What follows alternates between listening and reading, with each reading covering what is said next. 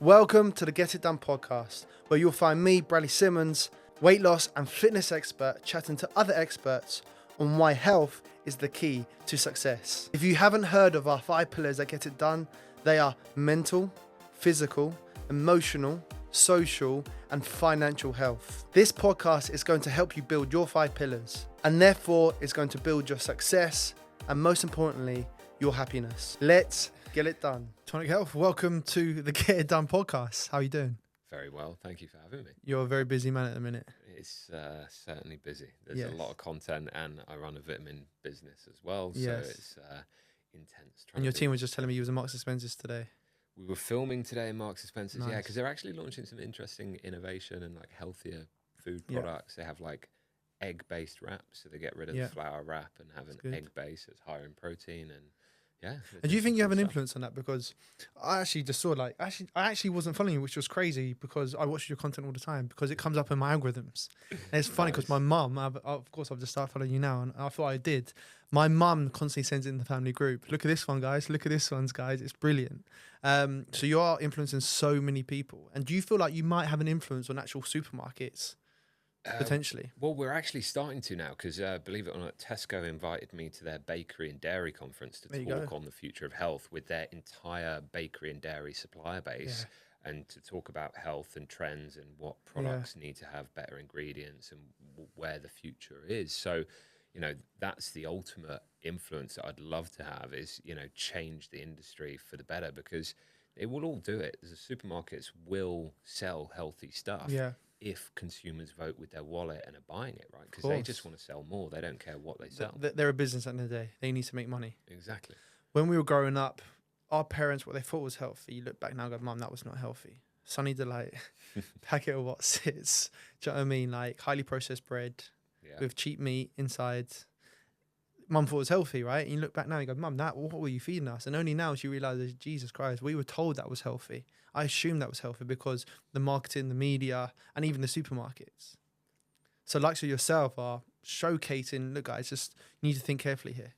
Well, it's access to information, right, that we have now with social media and the internet, which we never used to have, right? We used to get adverts in magazines that were, you know, from Philip Morris, the cigarette company, going, these cigarettes are doctors approved, right? And you know, crazy, isn't it? You saw that advert and you had no other access to information, so you had no other idea than to say, oh, okay, so maybe smoking isn't that bad, right? And so access to information in social media and the fact that studies are getting published and now you can talk about them and you can review them and you can see what's happening, and we can make a video on my phone that costs nothing to produce and it can do 6 to 10 million views and that's huge, right? Huge. It's absolutely huge, and I think that's advancing the industry so much faster than anyone could have ever imagined. It's true because you've got podcasts like this now where people are getting that information, and I guess the mainstream media are losing that hold.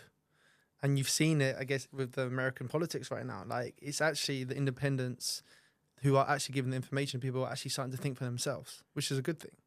I mean, freedom of speech and information is everything, right? Yeah. Like, and it used to be controlled by the big corporates, by big food, big pharma, whatever.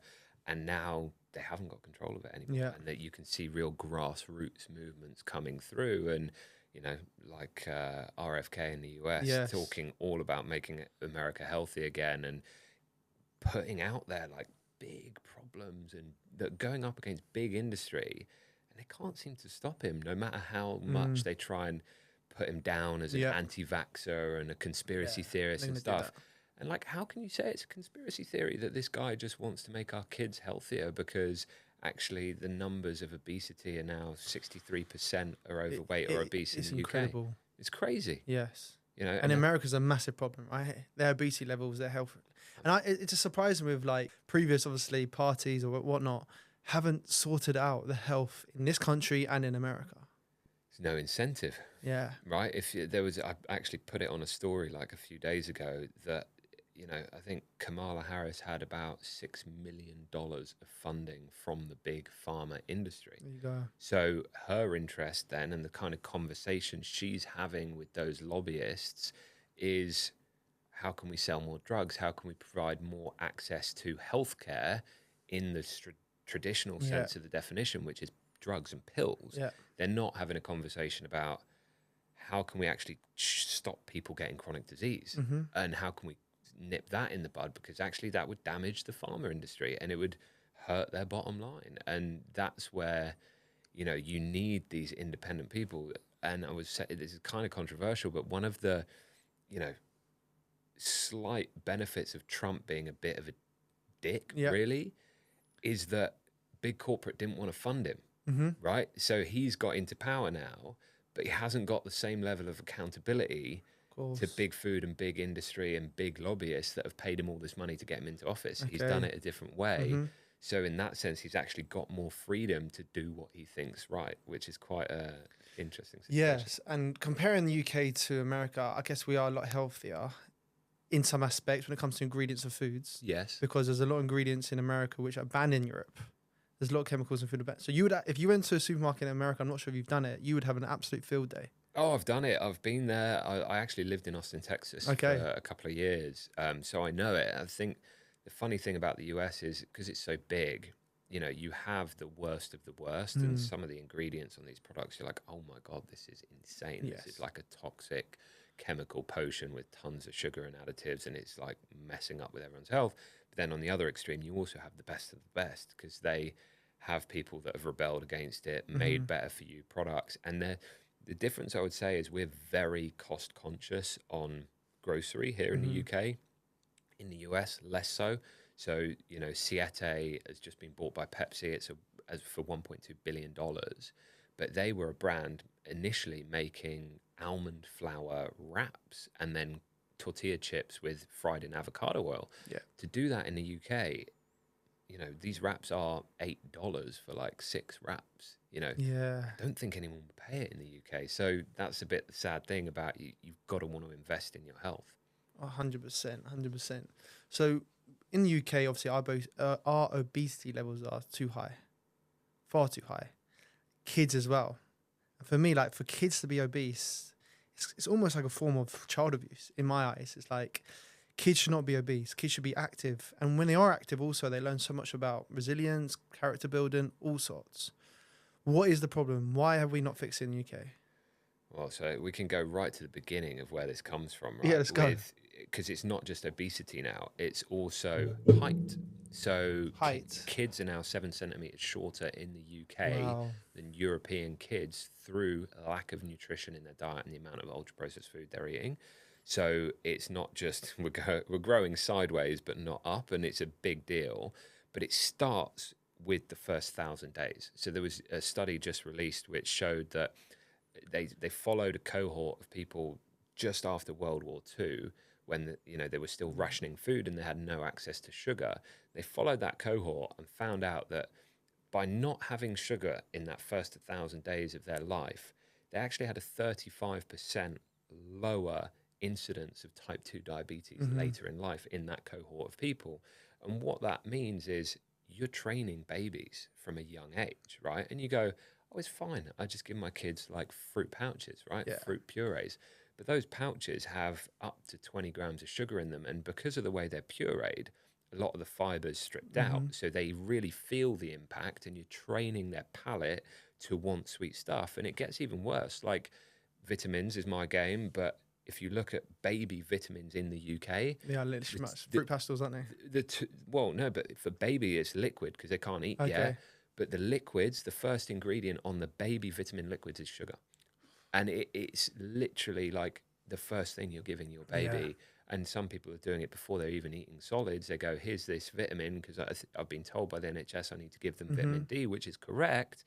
But then they give them this sugary thing, which is training their palate from a young age. And so it starts there and then feeds into parenting, which is a whole nother ball game. And I think there's a whole rabbit hole we could go down of like, parenting and how it's got so like compliant and wanting to give our kids everything they want and give them the life we didn't have or whatever. And we kind of mollycoddle the kids and give them absolutely everything they demand. And then we're busy and parenting's difficult. So if your kid's screaming for this treat, you're just going to be like, just have it and be quiet. Here's a treat or here's a tablet.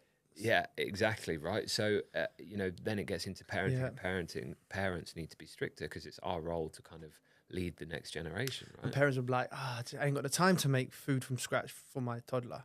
For example, do you know those little, like, I don't know, those healthy, they say it's healthy food for kids. You can literally blend tomatoes, peppers, celery yourself. Yeah. And that's healthier. Blend a little bit of chicken in there. That's a healthier meal than what you're providing them. And it's probably going to be cheaper in the long run as well.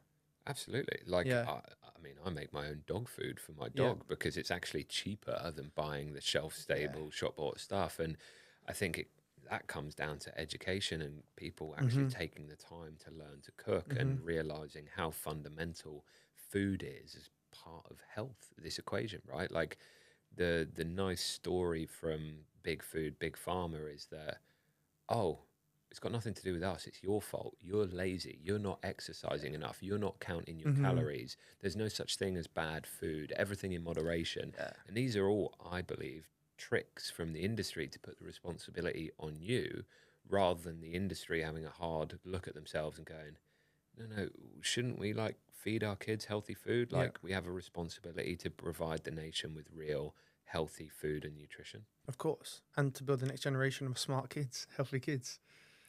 Because the depression is just going to go off the roof. Anxiety, depression. It all starts from how your lifestyle is, and that is from nutrition. Yeah, well, and we all sit here and care about the NHS, right? Because it's a fundamental right, we believe, to have access to free healthcare, which is amazing. And I've lived in the US, and the flip side of that is when I thought my little boy had broken his leg. It's going to cost you a few grand, won't it? You're like, shit, what bill am I going to get with this? You know, and so that is a horrible place to be in, and NHS should be free and it's brilliant. But if we want the NHS to survive, we've got to understand we can't just keep raising taxes and putting a bigger budget on the NHS. We have to get healthy. We have to get healthy and we have to take responsibility for our health. And looking at vitamin markets, what's quite interesting is Ireland and the US, where they pay for their own private healthcare and they don't have a national health system, they actually have a much higher adoption rate of vitamins and preventative and proactive health products and measures, and quite extremely. On average, the UK, 40% of the UK take a vitamin regularly.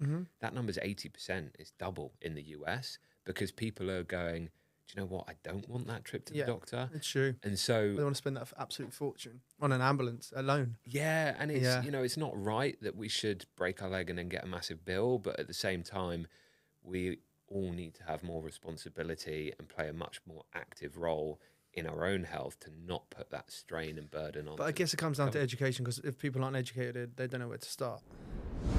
Did you know that 1 in 5 have a gym membership but don't actually go?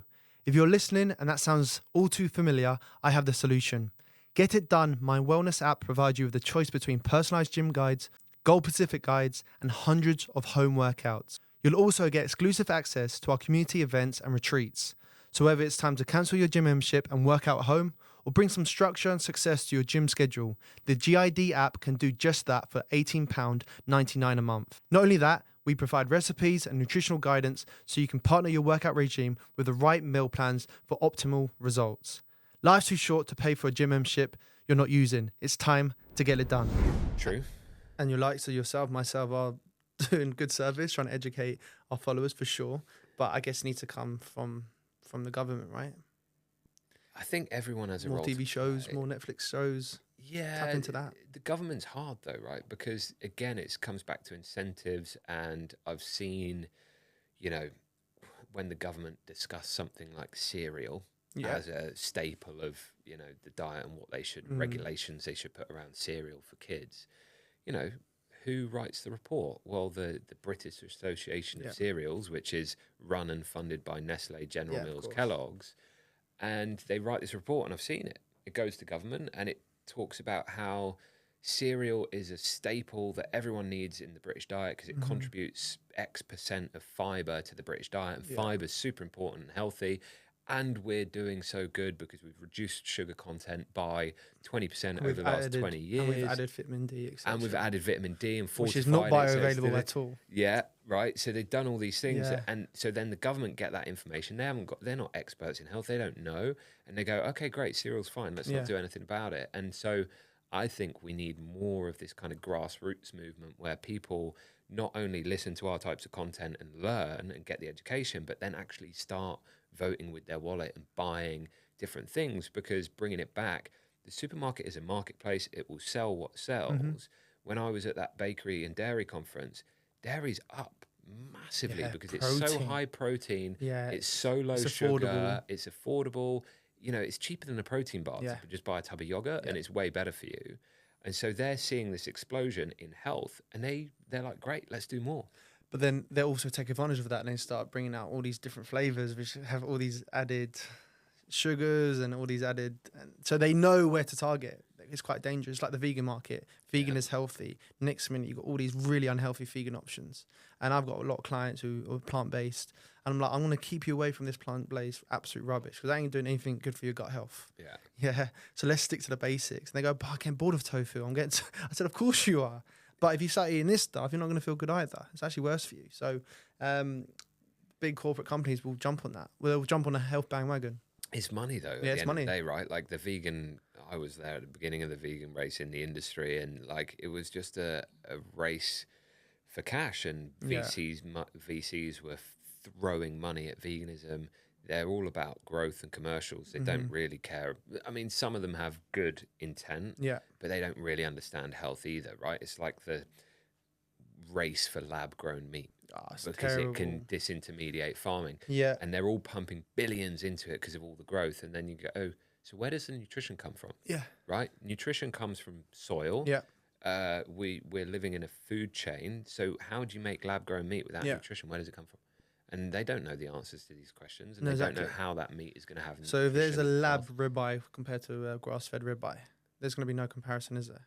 No, not a chance. Not a chance. It's bonkers. Like my default position on all of this is like our body evolved with nature.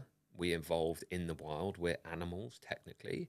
So if in doubt, the most natural thing to our body that it understands and it knows will be the most healthy. And that's just the simplest way to look at it. Well, I always say to my clients, you need to stick to whole foods, number one. And then if you want to change your body composition, we need to go high protein. But good sources of high protein. We then need to look after your gut microbiome. So we need to go for high fibers. Now we need to look after your hormonal balance, and we need to go fats. So I don't want you to restrict anything, but everything needs to be whole foods. Of course, if you want to have your chocolate bar here every now and again, that's fine, but you've got to be disciplined with it, very disciplined with it. And if you can find healthy options from that dairy milk, then go for it. You just got to change your habits. And those that stick to it, they see a drastic change, not only in their physical appearance, but also their mindset, their self-esteem, their confidence. It's anti-aging. You're anti-aging your body. And those that who are, I can't be arsed, sitting on a sofa, playing the victim, not actually making change, you're going to age quickly.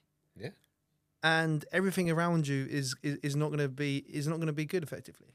No, absolutely not. And it's those fundamentals that, make the real difference. But I always try and make it as just simple as possible because a friend of mine was actually UK BFF bikini fitness champion in the UK for a few years, and which isn't healthy either. Which is terribly unhealthy, right? Because it's all about calorie restriction and waking up at 3 a.m. to eat crazy workouts and crazy lack of sleep and all this stuff, which is just terrible for your health. But they look amazing and go on stage and whatever else. And I think that's because, in a way, the fitness industry has primarily focused on those, visual, physical outcomes rather than how good do you feel. How healthy are you? How well are you aging? And all these other things which come from more than just calories. Well, I think now the fitness world is now coming into the wellness world. And that's it's margin. So there is that bikini body, etc. But that is a minority now. I think wellness is massively implemented in that.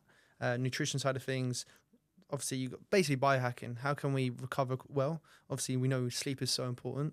We need to drink electrolytes to make sure we're hydrating ourselves correctly. Good nutrition, stick to whole foods. And we can do things like steam room, saunas, meditation, breath work, ice baths, you name it. Everyone's now realizing the whole biohacking, which no one was educated on. No. But because of, like we mentioned before, podcasts and content, people are like, okay, I'm going to give that a go. And it's actually benefiting people. Yeah, no, it's incredible to see like the pace of trends and wellness and how fast it evolves, through the power of social and content. Is amazing because it's really moving faster and faster and faster all the time, And it's ultimately changing what people do, and they're feeling better and they're living better. And they're, you know, like, you just have to look at alcohol-free beer that didn't used to be a thing. Right? What do you think of alcohol-free beer? Listen, we all, at the end of a hard day of work, right? You would love to have a nice cold can of beer. And because for me, I'm like, if I'm gonna have a beer, I'll have a beer. If I don't want a beer, I'll have soda water and lime. Okay, or I'll have a Diet Coke. Yeah. That's me. When I see people drinking 0% beer, I'm like, fucking hell, you really like the taste of beer that much? But some people do. Well, but see, like for me, I've basically stopped drinking for the last like 6 years, but I will occasionally have a beer, and I will occasionally have an alcohol-free beer, and they've got so good. Is actually what I crave is that cold, refreshing moment of just like, all right, work's done, have a beer. The alcohol adds nothing to that equation for me. And like, there are really good alcohol-free brands that taste amazing where I don't even know that it's non-alcohol. Well, my friend was on a stag do, and he's alcoholic-free. He's gone teetotal. And he bought 2 rounds for about 10 of his mates, all non-alcoholic Guinness. Amazing. They didn't even notice.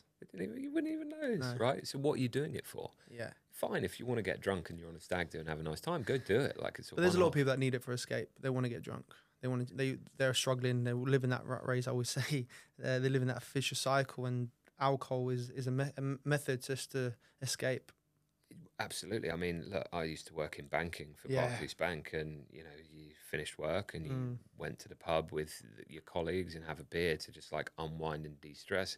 Because fundamentally, I don't think anyone enjoys what they're doing in banking, right? And it's like stressful and it's high pressured, and then it's that unwind moment and escape from, oh God, I've got to do that all again tomorrow. And I think the difference is the more people that go and live their purpose, live their passion, like I love what I'm doing, I don't see it as work. So, you know, I don't want to drink because it's going to affect tomorrow. Yeah, I'm the same. Right? And I can't afford to affect tomorrow because what I'm doing, I believe, is important, and I want to help change the nation to be healthier. I think every entrepreneur these days they've gone teetotal because they realise that they can't wake up on Monday morning feeling rubbish because their business is affected by it. I'm the same. If I got, let's say, 6 calls with new clients on Monday morning and I've had a big weekend, there's likelihood that I'm not going to sign up all 6 clients. Yeah. Whereas when I don't drink, I'm very likely to bring on all 6 clients just because I'm sharp. You got energy. I've got energy. They good. Can sense it. Yeah, it's just you vibrate it, right? I would say about 90% of my clientele know exactly what they need to do with their physical health and their nutrition, but what they lack is accountability. And that's where I step in as an online coach. I give you your tailored program, your meal plan, and I give you that guidance and support throughout the whole journey to make sure that you get the results that you want and you progress to a stronger, healthier, resilient individual. So if you want to step things up and really improve the way you feel, the way you look, then my online coaching is for you. So if you want to receive 25% off my online coaching, simply click the link in the description of this podcast, complete the inquiry form and type transformation to make sure that you receive your 25% discount. I'll be in touch. We'll have a video call so I can understand a little bit more about yourself. I'll explain how my online coaching works, and then we'll get to work and we'll get it done. Life is too short not to feel at your very best. Let's go back to supermarkets. And obviously you go in your content. Another thing that people start being educated on now is seed oils. Yeah. A lot of people like, we talking about a little bit of seed oils is fine. But if you look in packets of crisps, for example, it's one of the biggest reasons people have cardiovascular disease. Sunflower oil, rapeseed oil, these hidden oils that you don't even look at. You don't even know what it is. Yeah. If you look at, for example, McDonald's, it's like, they say 100% British beef, which is great. But what are they cooking that British beef in? It's the seed oils, which is affecting you, which is unhealthy. So what's so bad about seed oils? Well, it's a hot topic of debate because I think Dr. Sarah Berry recently did a podcast on Zoe, actually coming out and saying how fine seed oils are, and it's one of the biggest misinformation topics on the internet right now about health and food. And look, I'm not a scientist. I'm not sitting here saying I know the answer and I can tell you exactly how bad these things are. I just look at it from a logical and a practical perspective and say, look, we know, and this is proven, extra virgin olive oil is way better. It is the healthiest oil. Yeah. It's in its most natural form with the way it's produced. And the seed oils are essentially ultra processed. The way they have to extract the oil from sunflower seeds. Sunflower seeds are dry. I know. Like, how do you get this oil out of them? If you bite into a sunflower seed, you're not going to go, oh, this is oily. No. With an olive, you are. Exactly, It's right? sense, and then isn't it? to extract it all, they're using stuff like hexane, which is a toxic chemical, and there's residue left over. And then we know these oils are reactive to heat and light, and they're all in plastic clear bottles, which means they're likely to be oxidized. And so it's logic, isn't it? It's common sense. It's common sense. It's logic to me that I would spend a little bit more money on olive oil and butter and the real deal that the way we've traditionally consumed and eaten fats over hundreds of years and never had these levels of toxic disease in our society. Well, this is you only have to look at the graph of where disease started. It was when seed oils were introduced. It's as simple as that. I mean, obesity rates, sugar consumption's actually going down. Yeah, another thing with sugar is like when you think of, let's say, sugar, it's people think it's just the grain sugar, but it's actually the fructose. It's fructose syrup, and it's the fructose syrup that's got all the chemicals in that is actually affecting us. Because when you think of a Coca-Cola, it's not, they're using syrup rather than fructose corn syrup. Yeah, and it's terrible. Yeah, and that's what's affecting people. It's causing inflammation and all sorts. And obviously with sugar, people can argue that cancer feed off sugar and stuff like that. And it's just really bad for yourself. I think I have sugar every now and again. I like my chocolate. I have a little cookie here and there. Well, I have one sugar in my coffee. But I am trying to avoid the processed shit, the processed fructose syrup. That's the way I see it. I mean, look, you're a healthy guy. You do a lot of exercise, right? And so that makes a difference to the level of sugar you can consume, right? I always say to people, context is everything, right? So oats, they're essentially carbs. It's a glucose, isn't it? They turn into glucose in the body. And so I say, like, if you're going to go eat a big bowl of porridge for breakfast, fine if you've just had a workout, because then your body and your muscles will use that glucose and it'll be needed in the body. Whereas if you're going to go sit at your desk for 8-10 hours a day, maybe focus on proteins and fats and avoid the glucose and the sugar, because you then don't need that sugar in your body. And that context and that understanding is where, people... And again, that comes back to logic and common sense. Well, yeah. It's like people having a massive oat latte, for example. There's controversial around that. As in, like, one, there's seed oils in oat milk, for example, and two, you're literally just drinking a whole glass of glucose.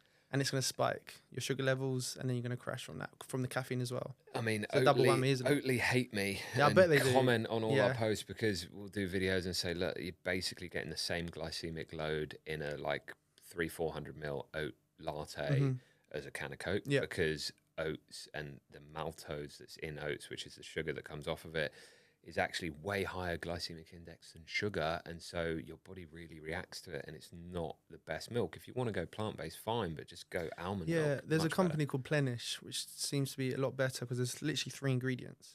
So all my oat milk friends will say, hey, stop drinking that Oatly stuff and drink Plenish. But then they say, but it's not the same texture. It's not consistency. Oatly is a lot thicker because they're trying to be as close as they can to milk. For that to happen, there's a lot more chemicals in there. Do you understand? Whereas Plenish is a little bit more thinner because it's literally 3 ingredients. It's oats, it's salt, and it's water. Yeah, but I think people have to be a little bit smarter and understand that your taste buds change every 14 days. Every cell on your tongue is new, right? So our body naturally goes through this regeneration. So, it's like we always talk about dark chocolate and how it's actually a superfood, but most people can't stomach 90% because they think it's too bitter and it's not sweet enough. But you can train yourself, right? Go from 60%, do it for 14 days. And once you've done that, go to 75 or 70, then 85, then 90, and do that over the space of 3 months. And you will not be able to eat that 60% anymore because you'll be like, it's too so sweet. And it's the same thing with the oat milk. Give it a couple of weeks of drinking Plenish, and you won't even notice the difference anymore. But I think people are reluctant to make that change. They think, oh, no. And another thing with chocolate as well, I always say, when my dad does eat dark chocolate and he eats a lot of it, I said, Dad, you do realise very similar, if not more calories in that dark chocolate than that milk chocolate. Because you've got to remember, there's more calories in fat than there is sugar, right? And he's like, really? I thought it is healthier. Of course it is. But remember, it's still calorific. So even eating a lot of it, you got to be careful. Because at the end of the day, calories is calories, right? Yes and no, right? To an extent, it is. It's a measure. Don't get me wrong. They have a role to play. I'm guilty of a piece of dark chocolate, 90% dipped in clotted cream as like my go-to dessert. Yeah. Insanely calorific, right? When you look at it, you're like, wow, this is a lot of calories. Yeah. But at the same time, what I believe is those calories, because they're from fat, they satiate you, they fill you up. So you put a natural mechanism in play that stops you from really overeating and going too far. And don't get me wrong, if you've got like weight loss goals and other things, then it makes sense to restrict those things. But if you're not, and you're just like, I'm living my life, then personally, I think satiety of food is the key to getting people to actually eat the right amount for their weight without having to count a calorie. Because to be honest, I never counted one. I could never be bothered. Yeah, no, you're right. And I remember when I was front cover of Men's Health, and that's the first time I ever had to track my calories. And it was interesting because ball game then. I needed to get to 7% body fat. So I went into that bodybuilding, I guess, world. And I didn't necessarily enjoy it, but I was very proud of, I was in the best shape of my life for that front cover. I've seen it. You look great. And I've learned a lot from that since. So when it comes to portion sizes, when it comes to how many calories in an avocado, etc. And that's really key because people haven't got that education. A lot of people will choose healthy options, but put more on their plate, and they're asking why I haven't lost weight. Right. So it comes with education. With my clients, for example, they tell me, Brad, I don't really necessarily want to track my calories. I said, look, can you just do it for the first 4 weeks? I don't expect you to do forever. You'll learn a lot about your portion control. And that plate of food is going to be very nutritious as well. For me, it's not just about calories. It's about calories and the quality of calorie and having that macronutrient split, protein, fiber, fats, as we mentioned, to improve not only their physical health, the cognitive function, the lot. But yeah, just do 4 weeks for me and you'll learn so much. And after doing that online coaching with myself, I don't want you to need me ever again. Yeah. I don't want you to yo-yo, not like Slimming World where they don't educate you. They literally, you lose weight, all this points, stupid system. All right, you have a little bit of a social club, so they like that. Yeah. But you're going back after 4 months because you haven't learned anything. So for me to be a top online coach, I want to educate you. So after 6 months, you know exactly what you need to do again if you fall off the wagon. Yeah, and like you say, like that education, and if you're using it, just do 4 weeks as a tool so you start to understand your relationship with food. Makes sense, absolutely. Yeah, 100%. Where can you see, obviously, the health in this country going? Can you see it only getting better, or do you see it getting worse? I mean, the macro data is all just worse and worse and worse year on year on year at the moment. I'm naturally an optimist, though. I think it genuinely can change, and I think more and more people are becoming aware. Like the fact that my account went viral and we do 47 million views a month on social media, which is insane. And the amount of do you get more? Do you get more on Instagram, Facebook, Twitter? Like Instagram's our lead, but TikTok's not far behind. Okay. So we do just those two. And to be honest, I haven't even got time to do YouTube. You got to do Facebook, mate. I got a mate of mine who's earning a fortune from Facebook. Really? Fortune, because you got such a big audience on Facebook who don't use Instagram, because you got the older generation, absolutely. And I think they're listening, right? People are waking up and they're understanding it. And I saw an influencer who I won't call him out on it, but he probably knows who he is, who's a doctor, and he was doing an ad for Special K. He was doing, this is my morning routine, wake up at 5 a.m, have a cold shower, like all this cool biohacking stuff, like you were saying. And then he ate a bowl of Special K.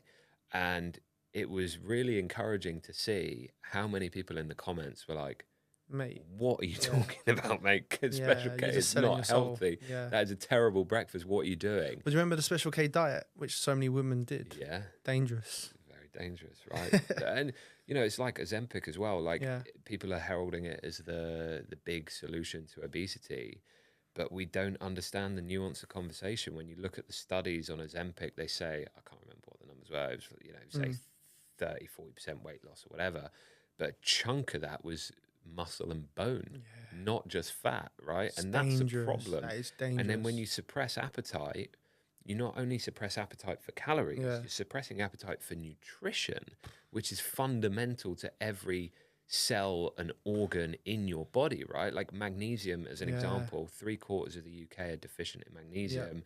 And every single one of our organs needs it to function. Massively. So strip out the nutrition, what you're left with, you're going to have a great skinny population that are terribly unhealthy. So unhealthy. And if you're going through the menopause, for example, where your estrogen levels are dropped and you're already decreasing your bone density and your muscle mass, and then you're on that, you are going to be very frail and you're going to be very ill.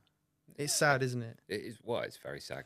Some people say there's positives to that because people are going to finally, and then hopefully when they lose weight, they can start living a healthier lifestyle. Sometimes they need to lose weight to start living a healthy lifestyle. I struggle with that because maybe I come from a sports environment from a younger age, and I'm like, it's just in me to move my body. Yeah. And I get benefits from that, like obviously dopamine, all sorts. And that's why I always say, teach your kids young. Get them in as much sports as you can from a young age, because not only does it help them with their fitness, when they get older, it's not a chore for them to do a 10K run or push themselves in the gym. It's not a chore. It's just it's what I do. It's part of life. And builds resilience, which is massively important. And I also think it builds character. And you have a lot more logic and common sense. It's funny, isn't it?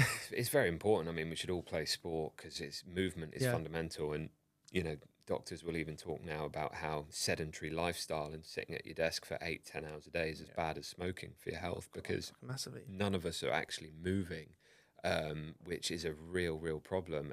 But to your point, my son Jax, he's 3 in 3 months and he loves dark chocolate. Does he? He loves it. He eats 90% dark chocolate. Does he? Why?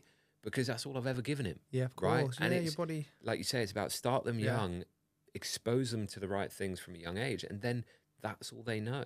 Yeah. And that's the way to do it, I believe. 100% teach them young is so key. But I haven't had kids yet, so it's easier said than done. When I have kids, I might have a bit of a shock, but that's why I'll definitely implement as much sports as I can, food from scratch. But we'll see. And there will be times when it's not perfect, No, of right? I course. think we've got to be kind to ourselves in that, like, it's hard, right? Because your kid's going to go maybe to a friend's house or birthday party. You got to allow them to have that dairy milk. That's going to happen, isn't it? I don't want to give him a complex about food, but he needs to understand the relationship of food and what it does. And, has he had an ice cream? Of course he has. He's a kid. I'm not going to, like, in the summer when we're at the beach, not let the kid have an ice cream. Yeah. But it shouldn't be in my freezer, and he shouldn't be having it every night, right? And that's a bit the game, and it just teaching them and understanding of course. the relationship and how it works. And that comes down to movement, exercise, and of course. food and diet. Accountability is most people's downfall when it comes to reaching health and fitness goals. You've got the gym membership, you've got the best intentions, you know what you want to achieve, but you just can't seem to stay consistent, so you give up or settle for little or no results. My one-to-one coaching is designed to create a specific plan for you to follow with your goals in mind. But with the added bonus of regular check-ins and communication, you will have the accountability you're missing, and therefore no choice but to level up and get it done. So if you're listening to this episode and it's time to level up, hold yourself accountable and get the results you want, I'll give you 20% off my one-to-one coaching. All you have to do is include the word transform in your inquiry form, link in the episode description. Another one here, I've got a good question for you, is like low-fat foods. Okay, so this is another thing I have to talk to my clients all the time. They go, Brad, are you sure I shouldn't be going for the low-fat option? And I said, no, I want you to go for the whole food option, always. So talk to me about low-fat and why people get stuck in their brain like this is the healthy option. Well, I mean, that was you can go right back to the 1960s when basically what's come out now is the start of like health issues were coming up, and doctors were starting to look into why is everyone getting heart disease and all these issues. And basically the sugar industry decided to pay off some doctors and studies to point the blame at fat, because they didn't want the finger pointed at them, and there was sugar in everything, and it could be a real problem for their business, right? It's very easy to point at fat because fat makes fat, right? Fat makes you fat. It's a really easy message to sell. And that's where it began. And then, in a way, a little bit, because fat is so calorific, and then the calorie counting movement came into play, and they go, well, low fat is lower calorie, so therefore I'm going to eat less calories, lose more weight, and therefore it's better for me. Yeah. But that's where, along the way, we lost the relationship. Well, yes, a calorie is a calorie, but at the same time, 2 calories aren't the same. And actually a whole foods, full fat yogurt with all the vitamins that are actually in the fat, in live cultures as Greek well, yogurt and the live cultures, is way better for you than a highly processed low fat one. And what they've had to do is add starches and add artificial sweeteners and fruit purees and other things to make the yogurt taste nice. Because guess what? Low fat yogurt on its own tastes like crap, right? And that's where it went wrong. And You know, that's, you know, if you talk to our parents, they still believe that, right? Of course. That fat's the enemy, and it's you know, I remember education. one of my ex-girlfriends opened the fridge and her mum had red milk. And I didn't want to say anything because it was very early in the relationship. 6 months into the relationship, I went, you need to stop drinking that red milk. You need organic whole milk. It's good for you. Drink it. It's mental, isn't it? It's hilarious, right? Because basically the simple rule of thumb is the less processed, the better. Yeah. So obviously blue milk, whole milk, organic, way better, less processed, better for the animal, better for the farm. You get a healthier milk. But actually there's also homogenization, which not many people realize, but that's milk always used to have that cream on the top, right? And then now 95% of milk doesn't. Because it puts people off now. Because some people don't like it. Yeah, they think, is it off? They think, I don't know. And so they homogenized it where they spin the milk really fast and basically change the fat molecules so that it just spreads evenly throughout milk. But that processing is another step of processing. And some people, and it depends how sensitive you are. Some people are fine with any dairy. Some people are a bit sensitive, but they might be more sensitive to the homogenization. And there are A2 Jersey cows milks you can buy that are unhomogenized in the supermarket. And some people would be able to tolerate that milk. Then you've got like kefir as another form of milk where people say, oh, I'm dairy intolerant. And you're like, well, are you dairy intolerant? Yeah. Or are you lactose intolerant? Which a lot of people are. But actually kefir, the bacteria eats all the lactose. And so you've basically got a lactose-free kefir's brilliant. yogurt. And so try it. And so I think people have to be more confident in understanding the detail and testing out what's actually causing the issue, because there's so much nuance to it. And it's the same as gluten stuff. Yeah. A lot of my friends are gluten-free, but then I see them eating this gluten-free bread, gluten-free pasta, gluten-free everything. It's way worse. And I'm like, that's one, the texture is disgusting. I'd rather just stick to rice. Yeah. And what chemicals are in there for it to be as close as it can be to pasta, to bread? I mean, I get the question all the time on our Instagram going, what about some good gluten-free options? And I'm like, I'm really sorry, but there just aren't that many out there. Like, all the breads are super ultra processed with additives and things and gums added in to make them like bread texture.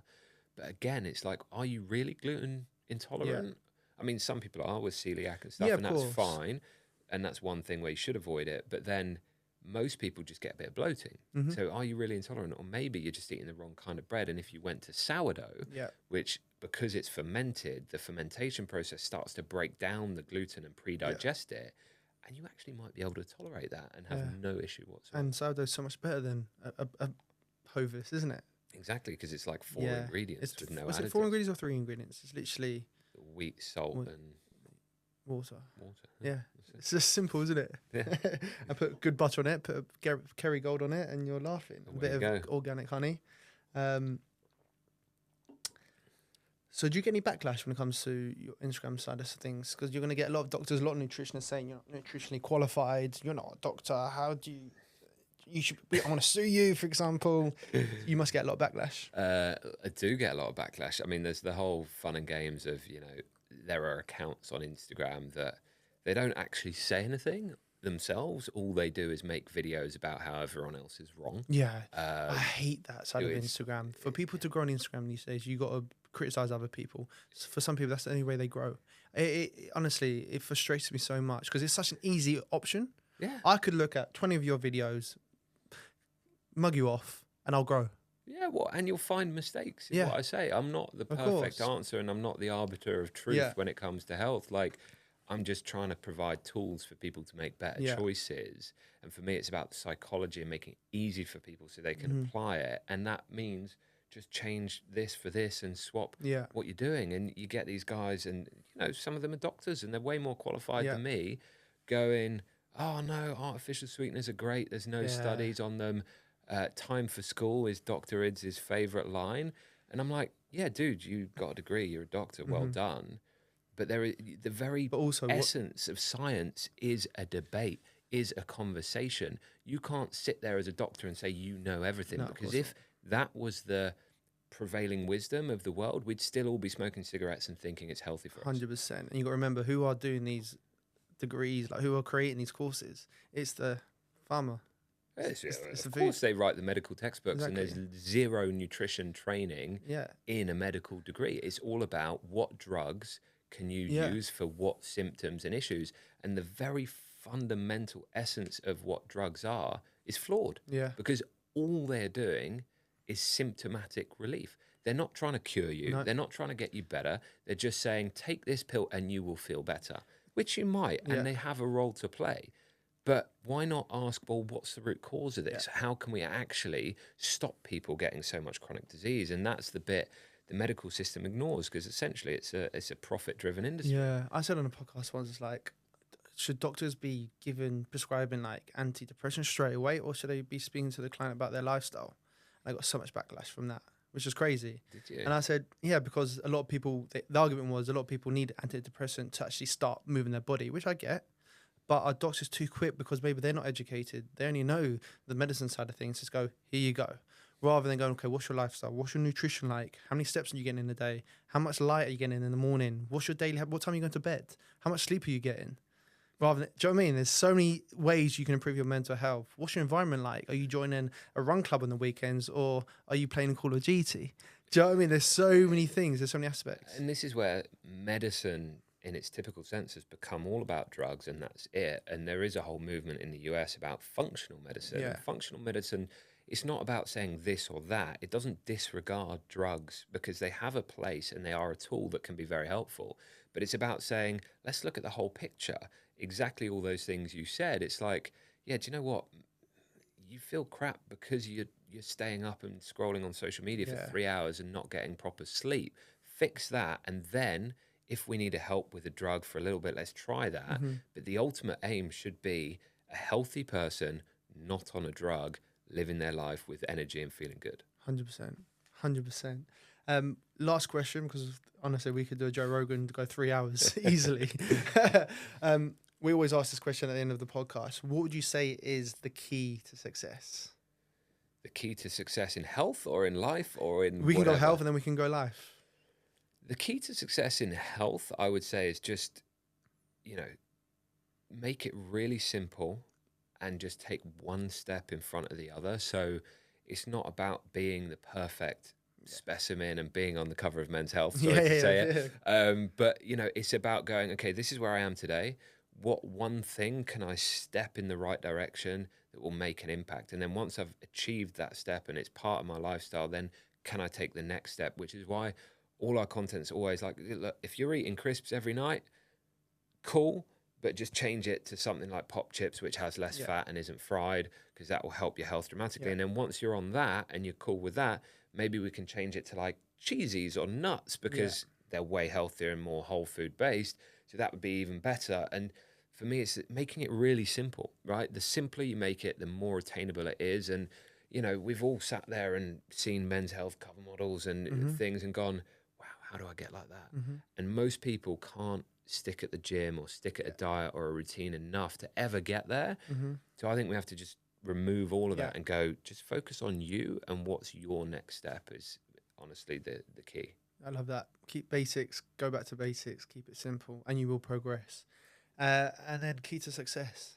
Because if you run on your own business, mate, it's not hard. A lot of people will obviously see you as this person on Instagram, but you're a businessman at the end of the day. Yeah. I mean, I've been running Tonic as a vitamin business for 4 years. We're in Tesco, Sainsbury's, Asda, Morrison's, selling max strength nutrition without the junk and trying to change the vitamin industry from the inside out, because the vitamin industry actually buys more sugar than vitamin. So we need to fix it and we need to change it. And, it's hard. It's a grind. But the reality and what I think the key to my success, although I don't know how successful I am yet, but it's about actually having a purpose and loving what you do, because it is hard. I do work weekends. Like, I'm up at 5 a.m. every morning because I need to actually get a couple of extra hours, work in, hit the gym and do everything I want to do to feel good and live my life. But I couldn't do that if I didn't care, right? Like, I couldn't go that hard. And I don't think people can go that hard unless you actually care and you're living your purpose. So whatever it is, right? Like, it doesn't have to be the typical corporate path, just find what you love and do more of it, because that will ultimately give you the purpose to get to the top of whatever it is you're doing, because you just love it so much. You're going to live and breathe it. You're going to work hard. You're going to read all around the subject. But when you're forced to do that in a job that you don't really like and you're not really interested in, it's impossible. No, of course. And then when you're in a job environment where you don't enjoy it, you're going to look for the weekends. That's where you're going to find your joy. And sometimes you can make bad decisions. In the beer and it's a bad cycle. The spirits, right? And I always say to people, if you struggle with enjoying your work and you don't want to leave because you're getting paid well, then find a hobby or find something on the weekends. And that hustle could turn into actual business. Yeah, 100%. Like, find a side hustle which could eventually turn into your business. I've got so many mates who are in the corporate world. Instead of going out, getting drunk, doing drugs or whatnot, actually spend their extra hours on their side hustle. And that side hustle now, whether it's what you're doing, is actually now financing their life and they're living very well. Yeah, and you can control it, right? Like, and you control your own destiny and you can work when you want or when you're not. Although I tend to find entrepreneurs are their worst boss ever because they just work all the time. I'm crazy, man. I can't switch off. Yeah, exactly. You're thinking about it 24/7. You're going to bed thinking about it. You're waking up thinking about it. And so it's just about actually that love for what you do. Yeah. I think that's the key. And if you love what you do, you can go far in anything. And I also think environment's key. Who you surround yourself with is key. Very important. Very important. I mean, I was a typical guy, went to uni, worked in banking, used to go out every weekend. Yeah. And at some point, I just had to make that transition, stop drinking, focus on my business. And it meant that a lot of the people that I used to love and hang out with all the time, like, I didn't hang out with them anymore because all they did was go to the pub and drink, and I didn't want to do that anymore. And so it's quite a hard transition to make for people because they're like, no, they're my friends. Yeah. But you'll always make new friends. You'll always meet new people. And actually, you'll be way more fulfilled by it because you'll then meet more and more like-minded people that are into the same stuff as you, and you can have the conversations rather than, being at the pub drinking beer and I want to talk about vitamins and they're like, shut up, mate. Exactly. I'm the same, honestly. When I start eating something that, let's say, I shouldn't be, and of course you can eat that, you can have a bit of balance, they all start laughing at me, saying, hey, let's get this on Instagram, and you're eating this and that. I'm like, relax. But it's so true. It's like your environment's very key, very important for your growth. Yeah. It's very important. All right, let's leave it on that, on a good note. Mate, thank you for coming. It's been a great podcast, great episode, and I'm sure we'll do it again. Thanks for having me, Bradley.